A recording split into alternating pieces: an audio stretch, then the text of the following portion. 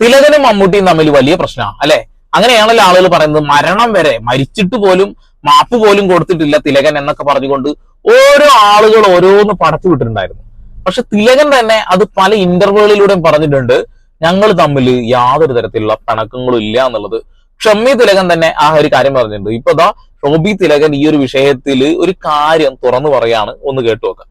ഞങ്ങൾക്ക് വളരെ വേണ്ടപ്പെട്ട ഒരാളാണ്, ഞങ്ങൾക്ക് അതുപോലെ തന്നെ ഇങ്ങ് തരണം എന്ന് ഡോക്ടറോട് പറയുന്നത്, മമ്മൂക്ക പറയുന്നത് ഞാൻ കേട്ടതാണ്. ഇങ്ങനെ സിബി മലയിൽ ഡേറ്റ് ചോദിക്കും, കൊടുക്കണം, അതിൽ അഭിനയിച്ചു കഴിഞ്ഞാൽ പിന്നെ നിങ്ങൾക്ക് മലയാള സിനിമയിൽ തിരിഞ്ഞു നോക്കേണ്ടി വരും. പ്രവചനം പോലെ പറഞ്ഞല്ലേ? തീർച്ചയായിട്ടും. ഓക്കെ, ആദ്യ വിഷയം എന്താ വെച്ചിട്ടുണ്ടെങ്കിൽ തിലകൻ ചേട്ടൻ പിണങ്ങി നിൽക്കുന്നു എന്ന് പറഞ്ഞൊരു സമയമില്ലേ? ഈ സമയത്ത് ആശുപത്രി കിടക്കയിൽ കിടക്കുമ്പോൾ മമ്മൂട്ടിയും ദുൽഖർ സൽമാനും അങ്ങോട്ട് ചെന്നിട്ടുണ്ട്. ചെന്നതിന് ശേഷം ഡോക്ടറോട് ഒരു കാര്യം പറയാണ്, അദ്ദേഹത്തിന് കാണാൻ കഴിഞ്ഞില്ലെന്ന് വെന്റിലേറ്ററായിരുന്നു. എന്റെ വേണ്ടപ്പെട്ട ആളാണ്, പഴയതുപോലെ ഞങ്ങൾക്ക് തിരിച്ചു തരണം എന്നൊരു കാര്യം പറഞ്ഞു എന്നുള്ളത്. അതുപോലെ തന്നെ തനിയാവർത്തനം എന്ന സിനിമയിൽ ഒരു നാടകത്തിന് വേണ്ടി എഴുതിയ ഒരു കഥ, ആ ഒരു കഥ തിലകൻ ചേട്ടൻ്റെ അടുത്ത് ചെല്ലുന്നു, ഇങ്ങനെ ഒരു സാധനം ഉണ്ട് നാടകമാക്കാനാണെന്ന് പറഞ്ഞപ്പോ തിലകൻ അത് വായിച്ചതിന് ശേഷം ഉടനെ പറഞ്ഞൊരു കാര്യമുണ്ട്, ഇത് സിനിമയാക്കണം, ഇതിലെ ബാലൻ മാഷായിട്ട് വരേണ്ടത് മമ്മൂട്ടിയാണെന്നാണ്. വളരെ കൃത്യമായിട്ടുള്ള ഒരു കാസ്റ്റിംഗ് നടന്ന ഒരു സിനിമ, മമ്മൂട്ടിയുടെ കരിയറിലെ ഏറ്റവും നല്ല സിനിമകളിൽ ഒന്ന്.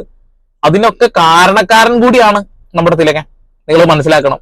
എന്തായാലും ഷോബി പറയുന്ന കുറച്ച് കാര്യങ്ങളുണ്ട്, കേട്ടോക്കാം.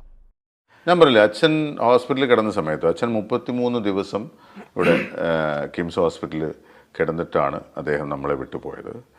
ഈ ഹോസ്പിറ്റലിൽ കിടക്കുന്ന സമയത്ത് അച്ഛനെ കാണാൻ വന്ന ഒരുപാട് ആൾക്കാരുണ്ട്. അതിലൊന്ന് മമ്മൂക്കയും ദുൽഖറുമാണ്. മമ്മൂക്കയും ദുൽഖറും കൂടി അച്ഛനെ കാണാനായിട്ട് അവിടെ വന്നു. പക്ഷെ കാണാൻ സാധിച്ചില്ല. അവിടെ വന്ന് ഡോക്ടറെ കണ്ടു. ഡോക്ടറെ കണ്ടപ്പോൾ അദ്ദേഹം ഡോക്ടറോട് പറഞ്ഞ വാക്കുകൾ ഇന്നും എൻ്റെ ഓർമ്മയിലുണ്ട്. ഞങ്ങൾക്ക് വളരെ വേണ്ടപ്പെട്ട ഒരാളാണ്, ഞങ്ങൾക്ക് അതുപോലെ തന്നെ ഇങ്ങ് തരണം എന്ന് ഡോക്ടറോട് പറയുന്നത്, മമ്മൂക്ക പറയുന്നത് ഞാൻ കേട്ടതാണ്. അപ്പോൾ അതുകൊണ്ടാണ് ഞാൻ നേരത്തെ പറഞ്ഞത്, ഒന്നുമില്ല മനസ്സിൽ, ഒന്നുമില്ല. അവർ തമ്മിൽ ഒരു പ്രശ്നവും, അങ്ങനെ ഒരു ആജന്മ ശത്രുക്കളുടെ ഒരു പ്രശ്നവും ഇല്ല. അതൊക്കെ വേറെ ആളുകൾ ഉണ്ടാക്കിയെടുക്കുന്നതാണല്ല. കേട്ടില്ലേ? ഒരു പ്രശ്നമില്ല. ആ പ്രശ്നമില്ലായ്മയാണ് പ്രശ്നമുണ്ട് എന്ന് പറഞ്ഞുകൊണ്ട് അനാവശ്യമായിട്ട് എന്തിനാണ് വല്ല ആൾക്കാരും ജീവിതത്തിൽ കയറി കടന്നിട്ട്. ഇപ്പൊ കഴിഞ്ഞ ദിവസം ഫിറോസ് പറഞ്ഞ കുറെ കാര്യങ്ങൾ കേട്ടില്ലേ?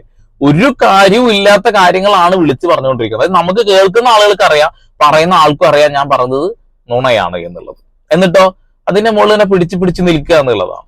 ഓക്കെ, അദ്ദേഹം ആശുപത്രി കിടക്കുന്ന സമയത്ത് മമ്മൂക്ക അവിടെ ചെന്നിട്ടുണ്ടായിരുന്നു. അന്ന് പറഞ്ഞ വാക്കാണ്. മക്കളിൽ നിന്ന് തന്നെ നമ്മളിത് കേട്ടോണ്ടിരിക്കുകയാണ്, അവർ തമ്മിൽ യാതൊരു പ്രശ്നം ഉണ്ടായിരുന്നില്ല എന്നുള്ളത്. അവർ തമ്മിൽ അതിപ്പോ സൗന്ദര്യപ്പിണക്കമില്ലാത്ത ആരോള്, സ്നേഹമുള്ളിടത്തെ പിണക്കം ഉണ്ടാവുള്ളൂ അല്ലേ? അങ്ങനെയല്ലേ എല്ലാവരും പറയുന്നത്. ഞാനങ്ങനെ കേട്ടിട്ടുള്ളൂ. ഇപ്പോൾ ഒരു ഭാര്യയും ഭർത്താവും തമ്മിൽ എപ്പോഴും വഴക്കുണ്ടാകുന്നുണ്ടെങ്കിൽ അവർക്ക് തമ്മിൽ സ്നേഹമുള്ളത് കൊണ്ടാണ് അവർ തമ്മിൽ വഴക്കുണ്ടാവുന്നത്. സ്നേഹമില്ലെങ്കിൽ വഴക്കുണ്ടാവില്ല അല്ലേ? തീർച്ചയായിട്ടും. അപ്പം ഞാൻ അതിൽ മനസ്സിലാക്കുന്നത് മമ്മൂക്കയും അച്ഛനും തമ്മിൽ വളരെ നല്ല ആത്മബന്ധമാണ്, നല്ല സ്നേഹമാണ്. ആ സ്നേഹമുള്ളത് കൊണ്ടാണ് അവർ തമ്മിൽ ഇടയ്ക്കിടയ്ക്ക് വഴക്കുണ്ടാകുന്നത്. തീർച്ചയായിട്ടും സ്നേഹമുള്ളിടത്ത് കലഹമുണ്ടാകും. ആ ഒരു കലഹമൊക്കെ പെട്ടെന്ന് തീർന്നു പോകുന്ന ഒരു കാര്യം കൂടിയാണ്. ജീവിതകാലം മുഴുവൻ കൊണ്ടുനടക്കേണ്ട ഒരു കാര്യമൊന്നുമില്ല. ഇപ്പൊ എന്താണ് വിഷയം എന്ന് എല്ലാവർക്കും അറിയാം. അമ്മ എന്ന സംഘടനയുമായി ബന്ധപ്പെട്ടുകൊണ്ടുണ്ടായ വിഷയങ്ങളാണ്.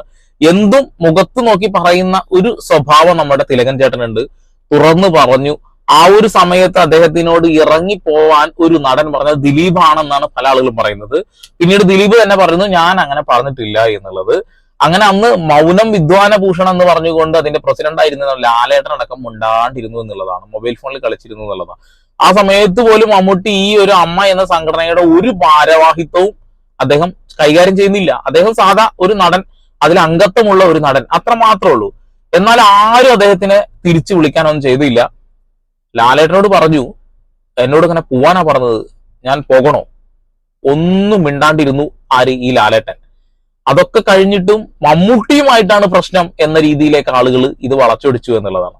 മമ്മൂട്ടിയൊത്ത് യാതൊരു പ്രശ്നം ഉണ്ടായിരുന്നില്ല. പിന്നീട് ഒരുപാട് ഇന്റർവ്യൂ, നേരെ ചൊവ്വ എന്ന ഒരു പ്രോഗ്രാം തന്നെ ഉണ്ടല്ലോ, അതിലൊക്കെ ഇഷ്ടം പോലെ ഇന്റർവ്യൂസ് വന്നതാടോ. അതിലൊക്കെ കൃത്യമായിട്ട് തിലകൻ ചേട്ടൻ പറഞ്ഞിട്ടുമുണ്ട് ഇതൊന്നും ഇല്ലാത്ത കാര്യമാണ് എന്നുള്ളത്. ഇപ്പോൾ നേരത്തെ തനിയാവർത്തനത്തിൻ്റെ കാര്യം പറഞ്ഞു.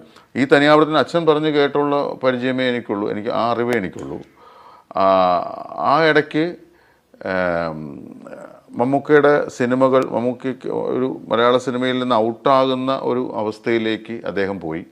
അദ്ദേഹത്തിന് വളരെ സിനിമയില്ലാത്തൊരവസ്ഥ വന്നു. സാമ്പത്തികമായിട്ടൊക്കെ ഒരുപാട് പ്രശ്നങ്ങളുണ്ടാകുന്നൊരവസ്ഥയിലേക്ക് വന്നു. അങ്ങനെ വന്നപ്പോഴേക്കും എനിക്ക് തോന്നുന്നു അച്ഛനോട് വളരെ പേഴ്സണലായിട്ട് സംസാരിച്ച കൂട്ടത്തിലാണ് പറഞ്ഞ ചേട്ടാ എനിക്കറിയില്ല, മക്കളുടെ പഠിത്തം കാര്യങ്ങളൊക്കെ ഉണ്ടെന്നൊക്കെ ഉള്ള ലെവലിലൊക്കെ പറഞ്ഞെന്നൊക്കെയാണ് അച്ഛൻ പറഞ്ഞത്. എനിക്കറിയില്ല, അച്ഛൻ പറഞ്ഞ കാര്യം ഞാൻ പറയുന്നത്.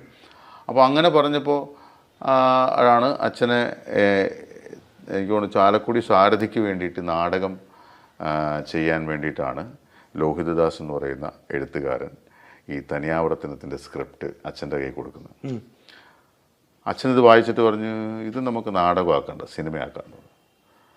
അപ്പോൾ പുള്ളി പറഞ്ഞ് എനിക്ക് ഞാൻ നാടകത്തിന് വേണ്ടി കൊണ്ടുവന്നാണെന്ന് പറഞ്ഞു. ഇല്ല, നമുക്കത് സിനിമയാക്കാമെന്ന് പറഞ്ഞിട്ട് ആ സിനിമയാക്കുന്നെങ്കിൽ അത് ഈ പറയുന്ന മാഷിൻ്റെ ക്യാരക്ടർ മമ്മൂട്ടി അഭിനയിക്കണം എന്ന് പറഞ്ഞു. ആ കഥാപാത്രം കണ്ടിട്ട്, ആ കഥാപാത്രത്തിൻ്റെ ഒരു രീതികൾ കണ്ടിട്ട് അച്ഛൻ്റെ മനസ്സിലേക്ക് വന്നത് മമ്മൂട്ടി അല്ലാതെ വേറൊരു ആർട്ടിസ്റ്റിനെ പുള്ളിക്ക് തോന്നിയില്ല. പുള്ളി പറഞ്ഞു മമ്മൂട്ടി അഭിനയിക്കണമെന്ന് പറഞ്ഞു. അങ്ങനെയാണ് സിബി മലയിൽ സാറിൻ്റെ അടുത്തേക്ക് ലോഹിതേട്ടനെ അയക്കുന്നതും. അത് കഴിഞ്ഞ് മമ്മൂക്ക ഇങ്ങനെ അച്ഛനോട് സംസാരിച്ചപ്പോൾ അച്ഛൻ പറഞ്ഞു ഇങ്ങനെ സിബി മലയിൽ ഡേറ്റ് ചോദിക്കും, കൊടുക്കണം, അതിൽ അഭിനയിച്ചു കഴിഞ്ഞാൽ പിന്നെ നിങ്ങൾക്ക് മലയാള സിനിമയിൽ തിരിഞ്ഞു നോക്കേണ്ടി വരും. പ്രവചനം പോലെ പറഞ്ഞല്ലേ? തീർച്ചയായിട്ടും. ഓക്കെ, സത്യസന്ധമായിട്ടുള്ള കാര്യമാണ്. ആ ഒരൊറ്റ സിനിമ അദ്ദേഹത്തിന്റെ ഒരു ഹൈപ്പ് തന്നെ മാറ്റി എന്നുള്ളതാണ്. ആ ഒരു സമയത്ത് സിനിമയിൽ നിന്ന് ഔട്ടാവും എന്ന രീതിയിൽ നിൽക്കുകയാണ്. അതായത് ഒരേ പാറ്റേണുള്ള കുറെ സിനിമകൾ വന്നു, അദ്ദേഹത്തിന്റെ സിനിമകൾ ശ്രദ്ധിക്കപ്പെടാത്തൊരവസ്ഥ വന്നിട്ടുണ്ടായിരുന്നു, ഒരു ചെറിയൊരു ഗ്യാപ്പ്. ആ ഒരു ഗ്യാപ്പ് നികത്താൻ തനിയാവർത്തന സിനിമക്ക് കഴിഞ്ഞു. തിലകൻ തന്നെ ആ ഒരു സിനിമ കഴിഞ്ഞ് റിലീസായതിനു ശേഷം അവാർഡിനെ കുറിച്ച് സംസാരിക്കുന്ന ഒരു കാര്യമുണ്ട്. നിങ്ങൾക്ക് നാഷണൽ അവാർഡും സ്റ്റേറ്റ് അവാർഡും തീർച്ചയായിട്ടും കിട്ടുന്നതാണ്. അങ്ങനെ ഒരു ബെറ്റ് തന്നെ അവർ തമ്മിൽ ഉണ്ടായിട്ടുണ്ടെന്ന് പറഞ്ഞിട്ടുണ്ട് അല്ലെ. അദ്ദേഹത്തിന്റെ സിനിമ കരിയറിലെ കിടിലൻ സിനിമകളിൽ ഒന്നാണ്. അതിൽ അഭിനയിച്ച ഒരാളെയും കുറ്റം പറയാൻ കഴിയില്ല. ആ ഒരു സിനിമയിൽ എനിക്ക് ഒരു വെറൈറ്റി അഭിനയമായിട്ട് തോന്നിയ ഒരു നടനാണ് നമ്മളെ മുകേഷ്. അങ്ങനെയുള്ള സിനിമ ക്യാരക്ടേഴ്സ് പിന്നെ ചെയ്തിട്ടില്ല. അത് റിലേറ്റഡ് ആയിട്ടുള്ള കാര്യവും ചെയ്തിട്ടില്ല, അതിന്റെ അപ്പുറത്തേക്ക് ഒരു പെർഫോമൻസും അദ്ദേഹം ചെയ്തിട്ടില്ല എന്ന് തന്നെ ഞാൻ വിശ്വസിക്കുന്നത്. ഭയങ്കര സീരിയസ് ആയിട്ട് നല്ലൊരു കഴിവുള്ള നടൻ തന്നെയാണത് അല്ലെ.